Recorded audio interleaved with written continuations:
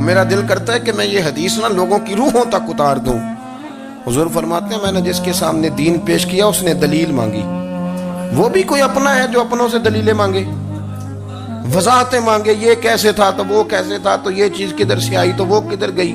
آپ اپنوں سے دلیلیں مانگ رہے ہیں، آپ اپنوں کو کٹہروں میں کھڑا کیا ہے۔ حضور یہ نہیں فرماتے کہ دلیل تھی کوئی نہیں، فرمایا جس نے مانگی میں نے دی دلیل، اور لوگ دلیل دیکھ کے مسلمان ہوئے۔ حضور فرماتے ہیں لوگوں سنو یہ میرا ابو بکر ہے، میں نے اسے کہا کلمہ پڑھ لے، اس نے دلیل ہی کوئی نہیں مانگی، فوراً ہی کلمہ پڑھ کے مسلمان۔ یہ اعزاز ہے۔ یہاں تو تھک گئے لوگ اپنوں کو دلیلیں دیتے، وہ جی ویسے کیسے تھا، تو ایک بندہ یہ کہہ رہا تھا تو دوسرا کہنے دے جو دنیا کہتی ہے، تو اپنی بات کر، تو بتا تو کیا کہتا ہے، اپنی رائے بیان کر، تیرا نظریہ کیا ہے، تیرا ذوق کیا، تو چھوڑ لوگ کیا کہتے ہیں، اپنی بات کر۔ اگر ابو بکر صدیق لوگوں کے کہنوں پہ چلتے تو مکہ تو سارا کچھ اور کہہ رہا تھا، اس وقت تو کچھ تھا ہی نہیں جو کہتا کہ نہیں تو ٹھیک چل رہا ہے، دنیا ساری کچھ اور کہہ رہی تھی، لیکن صدیق اکبر کہہ رہے تھے نہیں نہیں، سچ وہ ہے جو مدینے والے رسول فرماتے ہیں، سچ وہ ہے جو میرے آقا نے فرمایا ہے۔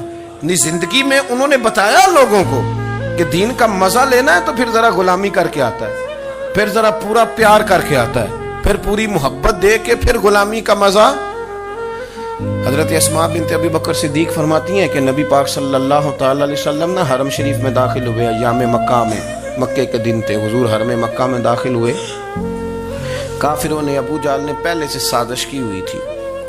جیسے ہی حضور اندر داخل ہوئے تو شور کرنے لگا، کہنے لگا یہ تمہارے بتوں کو برا کہتے ہیں اور تمہیں شرم نہیں آتی، یہ تمہارے معبودوں کو گالی دیتے ہیں، معاذ اللہ یہ برا کہتے ہیں، میں خیال نہیں آتا۔ لوگوں کو اشتعال دینے لگا، لوگ مختلف جگہوں سے اکٹھے ہو کے حضور کے گرد جمع ہو گئے۔ آپ نے کہا ہے کہ بت جھوٹے، حضور فرمانے لگے کہا ہے۔ آپ نے کہا ہے کہ یہ کچھ نہیں کر سکتے، فرمایا کہا ہے۔ آپ نے کہا ہے یہ کوئی نفع نقصان نہیں دیتے، حضور فرمانے لگے کہا ہے۔ رسول کائنات صلی اللہ علیہ وسلم سے جو سوال پوچھا حضور نے بیان کیا، چاروں جانب سے وہ نبی کریم پر ٹوٹ پڑے، معاذ اللہ، مارنے لگے۔ حضرت صدیق اکبر گھر میں بیٹھے کھانا کھا رہے تھے، کسی نے کہا ابو بکر وہ تو حرم میں حضور کو مار رہے ہیں، نہ سر پہ ٹوپی نہ پیروں میں جوتا۔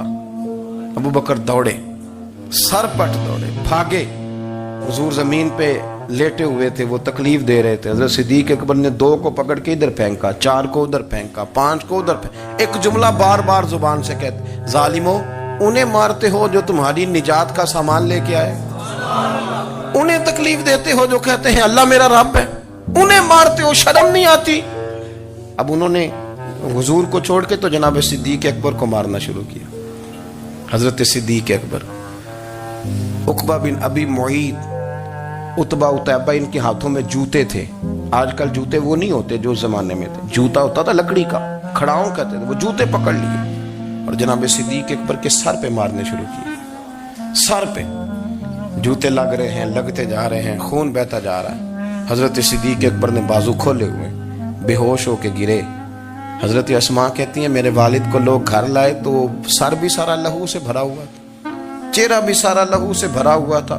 عشق تے اگ دوویں ایک برابر، عشق تے اگ دوویں، عشق تے اگ دوویں ایک برابر، پر عشق دا سیک ودھیرا، اگ تے ساڑے ککھ تے کانے، عشق ساڑے تن میرا، اگ دا دارو می تے پانی، کوئی دسے ہاں پلا عشق دا دارو کیڑا، سجنا اتھے کچھ نہیں بچتا جتھے عشق ہوراں دا ڈیرا۔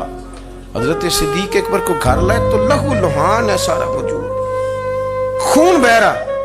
جناب اسماء کہتی ہے میں نے سر پہ ہاتھ رکھا، دیکھوں کہاں کہاں میرے والد کو، میں رو رہی ہوں، میں نے سر پہ ہاتھ رکھا تو کہتی ہیں بال بھی میرے ہاتھ میں آ گئے اور سر سے چمڑی بھی اتر کے میرے ہاتھ میں آ گئی، گوشت بھی سر سے اترنے لگا، سارا سر ان کا مار مار کے انہوں نے نازک بنا دیا، نرم کر دیا۔